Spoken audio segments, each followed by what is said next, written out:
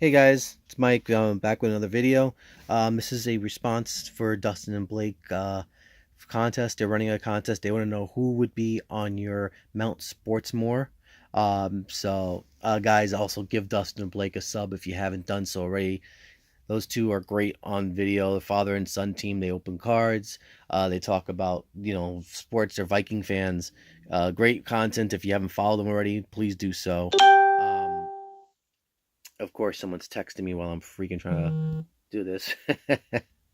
um, anyway, guys, so here's my Mount Sportsmore, and I'm gonna explain why I picked these guys. I'm gonna start off with Babe Ruth. To me, you have to. If you're talking baseball, you can't go anywhere else but Babe Ruth.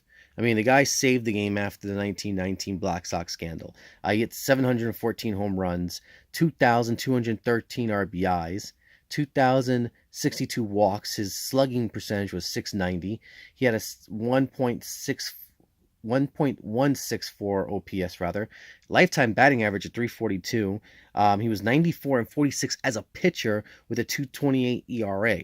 The guy would have gone into Hall of Fame as a pitcher. Granted, we wouldn't have been talking about Babe Ruth as Babe Ruth like he is now, but I mean, he was a two position player. Yeah, I mean, and this was why everyone's singing the praises of Otani, because he does the same thing. But is Otani going to be a top flight pitcher next year, or is he going to just play the field all year because of his injury?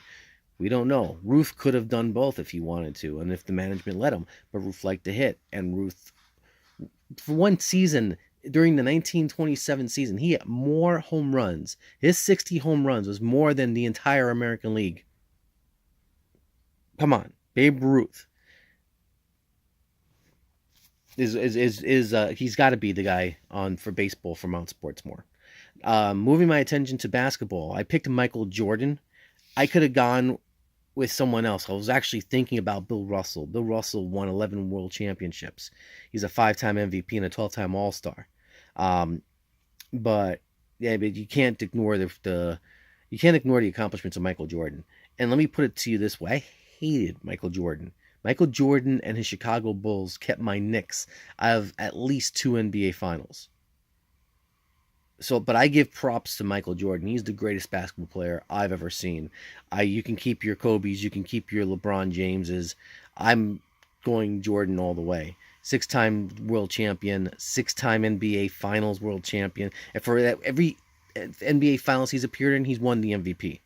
5-time NBA MVP, 14-time All Star. He's a 10-time NBA First Team Rookie of the Year. He won 10. I'm sorry, 10 NBA scoring titles. He was a 3-time NBA steals leader. The guy played defense too. He wasn't just a shooter. His lifetime, he scored lifetime 32,292 points, and he averaged 30 points a game. You can't go anywhere but Michael Jordan for your Mount Sportsmore if you're picking basketball. Now on to who I probably think might be the greatest athlete on my list in my Mount Sportsmore, and that's Wayne Gretzky.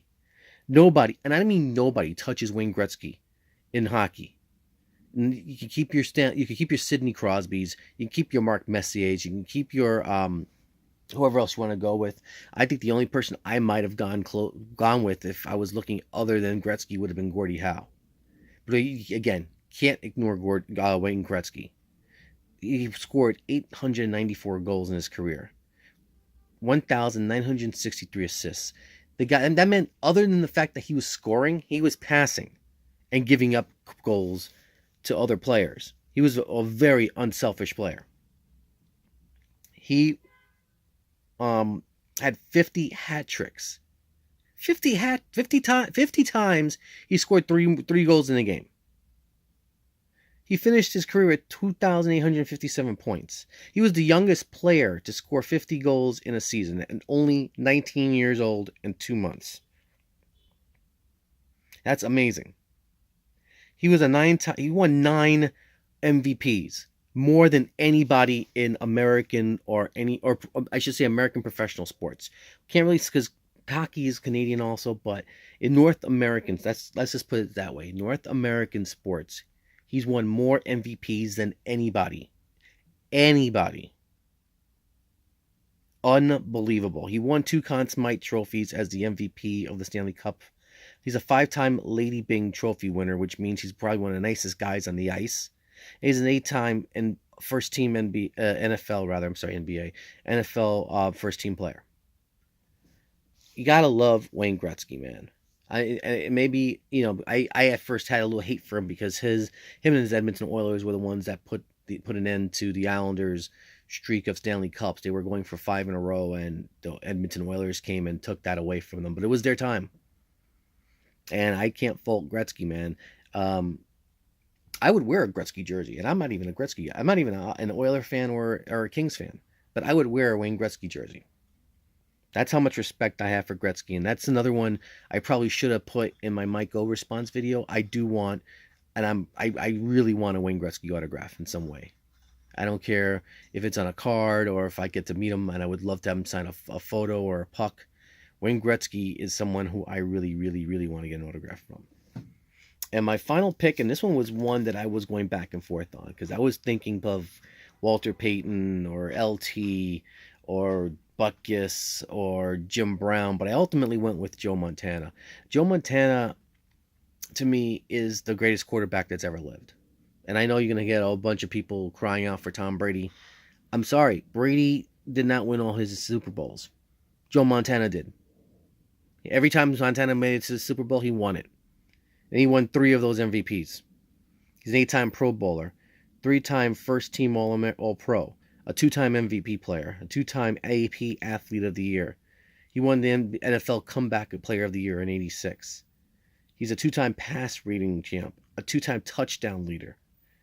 He's part of the 1980 All-Decades team and a part of the 75th anniversary All-NFL team. I can't ignore Joe Montana, and I tried to ignore Joe Montana one time. When they played the Bengals in the Super Bowl, I was in high school, and I fancied myself as someone who knew about sports. So what did I do?